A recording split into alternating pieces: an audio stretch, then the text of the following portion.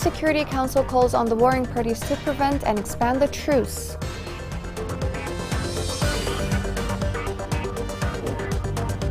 The United Nations says hunger has reached unprecedented levels in Yemen.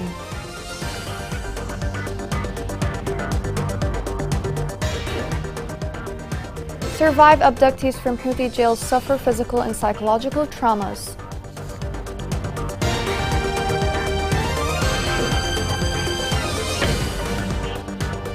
Welcome to Yemen Today TV. This is the English news with me, Shazad Dilbey. The UN Security Council urged warring parties in Yemen to intensify negotiations to expand the truce.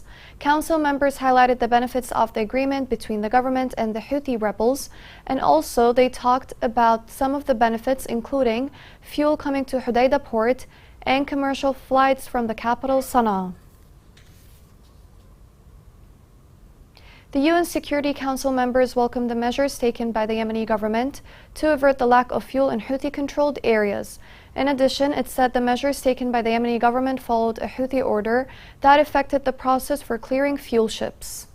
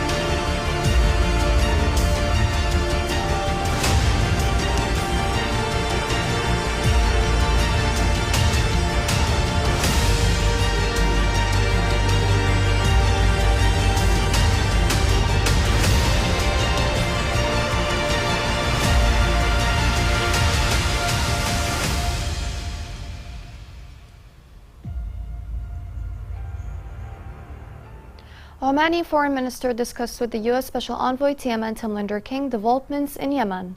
The two sides stressed the importance of joint inaction to enhance trust and dialogue between all Yemeni parties to double efforts towards ending the war. The Gulf Cooperation Council called on the international community to put pressure on the Houthi militia to engage in efforts to reach a lasting peace in Yemen. This report has more details.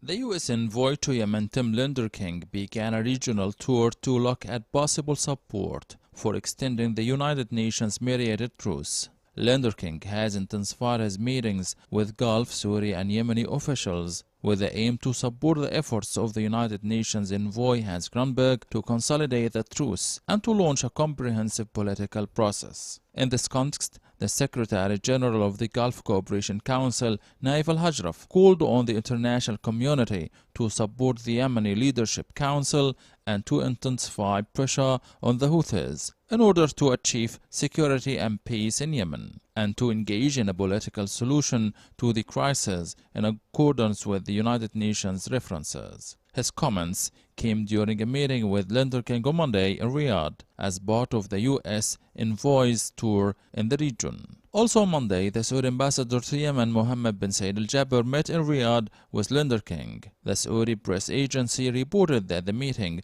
stressed the importance of maintaining the United Nations sponsored truce and the need to reopen the routes leading to Taiz to alleviate human suffering. The two sides emphasized the need to reach a permanent ceasefire in Yemen in order to launch a political process between the Yemeni government and the Houthis. Also in Riyadh, the head of the Yemeni Presidential Leadership Council, Rashad al-Alimi, received the U.S. envoy to discuss the latest developments in the country and the international efforts coordinated with the United Nations to revive the peace track. Lender King praised the recent exceptional presidential and government decisions that included facilitating the entry of oil derivative ships to the port of Hodeida, despite Houthi militia's obstacles. He also underlined the United States' keenness to support the reforms led by the Presidential Leadership Council, stressing at the meantime that there is a very strong internal and international consensus in favor of continuation of the truce. He warned that if the Houthis will opt for a military solution, they will be completely isolated. Elaborating on Iran's role in the conflict, Lender King said that the relationship between the Houthis and Iran has been mostly a lethal one, with the Iranians having encouraged the Houthis at times to launch attacks. He added that Iran has supported the Houthi militia in developing their military capabilities, and that has been very negative by fueling rather than tempering the conflict. An international center specialized in monitoring and tracing weapons revealed a list of Iranian weapons smuggled to the Houthi militia in Yemen. The center said that Iran has established a network of smuggling ways through Oman and the Arabian and Red Seas to transport weapons and military equipment to the Houthis in Yemen. The United Nations confirmed that hunger in many countries, including Yemen, have increased to 10 times than what they were 5 years ago. The Undersecretary for Humanitarian Affairs, Martin Griffiths, warned that the world is facing a terrible reality against hunger.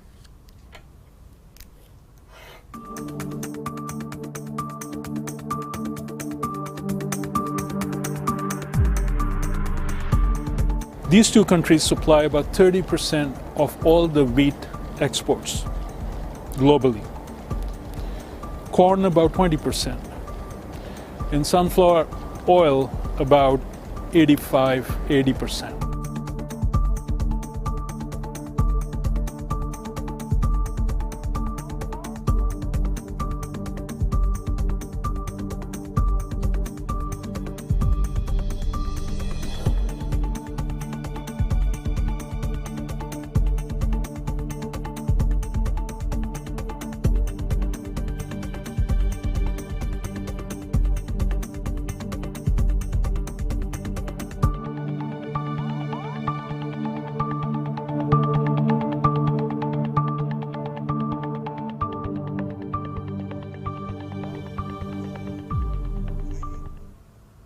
Dozens of civilians were killed and injured after the Houthi militia stormed many villages in Hodeida. A local source added that the militia tried to seize lands and farms owned by the people with legal documents. The sources added that the militia kidnapped about 55 residents and shot women and children, causing injuries among them. The government forces stopped 3 infiltration attempts carried out by the Houthi militia among more than 200 violations of the UN truce committed in the past 72 hours. Media sources pointed out that the militia's violations resulted in the death and injury of 33 soldiers, including using various machine guns, snipers, fortifications, and drones. 2 girls were injured in a landmine explosion planted by the Houthi militia south of Haifan district in Taz. According to local sources, the 2 girls were injured when one of them stepped on a mine, tearing one of her legs and hands, while the other girls sustained small injuries. Abductees in Houthi jails suffer from physical and psychological traumas. This report has more details. Omar al-Junaid, a father of 2 kids, is a survivor of the Iran-backed Houthi militia's prison camps. After abducting him in the Abu Hashim Point in Rada, the militia subjected him to horrid forms of torture in their cells. Omar describes slowly regaining consciousness in a dark room after hours of torture in Houthi custody. They took me to a prison. For 2 months, no one knew where I was, not even my children. During that period, I was subjected to the most severe forms of torture. I was beaten with sticks, electrocuted, and hung on the roof. Omar has endured inhumane torture over the course of a year and a half. He recounts heartbreaking and horrific acts of violence performed by the Houthi militia against him and other abductees. He states that while he evaded death, others were not so lucky. My experience paled in comparison to some of other detainees. Some of them died under torture. Omar's disability has impeded his way of life, and he has sold most of his possessions to pay for therapy. His children gather around him, expectantly awaiting his recovery. He laments the loss of opportunity and the lack of outside help. The Houthis have stripped me of my future. They've deprived me of the possibility of providing a good life and education for my children. My disability prevents me from helping them. When he left prison, he was faced with a lack of job opportunities, treatment and rehabilitation. He had no source of income or housing for his wife and children. Omar's case is one of thousands, and many remain tormented by the militia's inhumane method of enforcing their Iran-backed agenda. Their methods of torture, which include whipping and the use of incendiary chemicals, have led to everlasting injuries, devastating psychological effects, and the death of dozens of abductees. Coming next in the news. Yemeni women celebrate more empowerment roles by the Presidential Leadership Council.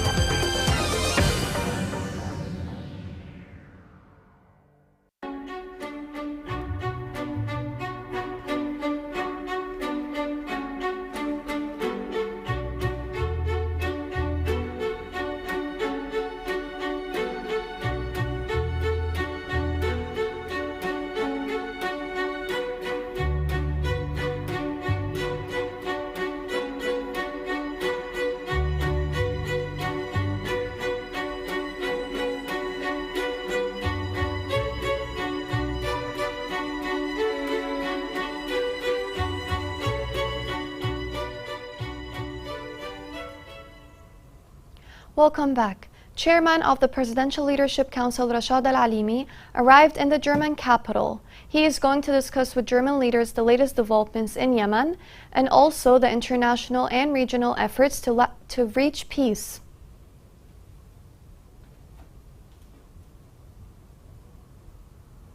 Local sources in Sana'a confirmed that the Houthi militia has completed a comprehensive electronic information monitoring project. The sources added that the militia have established public service under the pretext of providing services to citizens and limiting financial and administrative corruption. The political and social roles of Yemeni women have decreased because of the war. Yet the new political leadership seems to empower women in different aspects. This report has more details. Yemen is in its 8th year of war since the Houthis took control of the capital Sana'a in 2014, and the fighting has left hundreds of thousands of dead and millions more displaced in what the United Nations calls the world's worst humanitarian crisis. Yemen was ranked bottom of the World Economic Forum's Gender Gap Index for 13 consecutive years. But despite the continuing war that the United Nations estimates has killed more than 230,000 people since 2014, Yemeni women have achieved remarkable feats in narrowing this gap. Yemeni women have voiced their pride over the appointment of the first female judge to the country's Supreme Judicial Council and demanded more action to narrow the gender gap. Only a third of women in Yemen are literate, making up less than 2% of the political process and 6% of the labor force, which according to the 2020 Global Gender Gap Index is the lowest in the world. The head of the Presidential Council in Yemen, Dr. Rashad Al-Alimi, issued a decision on August 4 appointing Sabah Al-Alwani to the senior judicial post in a country where men have always monopolized decision-making positions. Ms. Al-Alwani stated that she was pleased with the decision as this is the first time that women are represented in such a high position in the country's history. It's one step on the path to empowering Yemeni women. Appointing women to any leadership or decision-making position constitutes a major step in the right direction. The timing of the appointment, months after the formation of the Presidential Council, demonstrates the Council's readiness to promote women's participation in senior positions. The appointment was the second in a set of reforms made in favor of Yemeni women this year. In February, in the southern city of Taiz, women successfully fought against authorities in order to overturn the need to submit their male guardians' approval to be issued with a passport. The victory saw an end to decades-long male guardianship over women that has prevented them from receiving medical care or pursuing education abroad. Yemen's society has begun to understand that women must be given equal rights. In Hodeidah, tropical diseases have hit major places, causing increasing cases of diarrhea. This comes amid the collapsing medical services. This report has more details.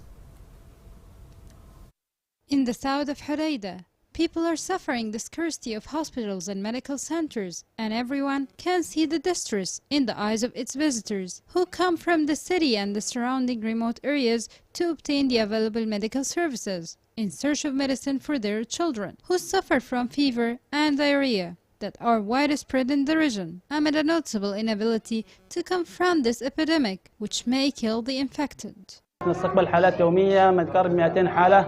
We receive daily around 200 cases. Most of them are critical ones. We need a lot of medicines to help these poor people who come from different areas.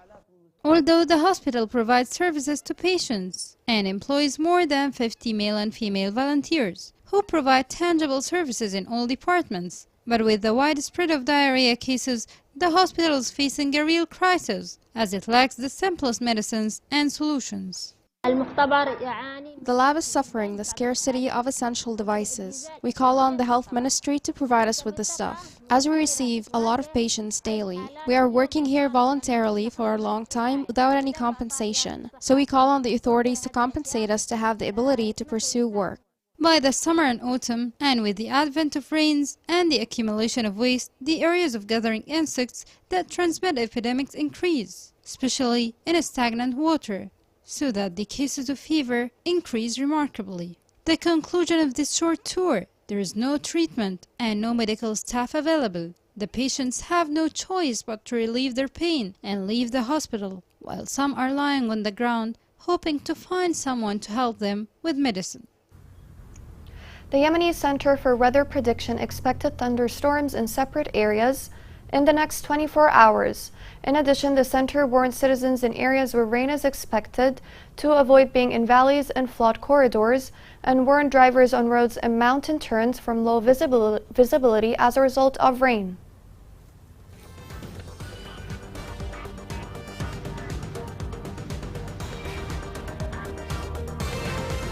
Here's a reminder of the main headlines. UN Security Council calls on the warring parties to prevent and expand the truce.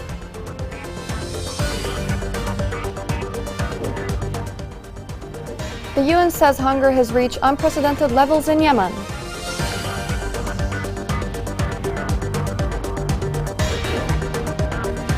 Survived abductees from Houthi jails suffer physical and psychological traumas.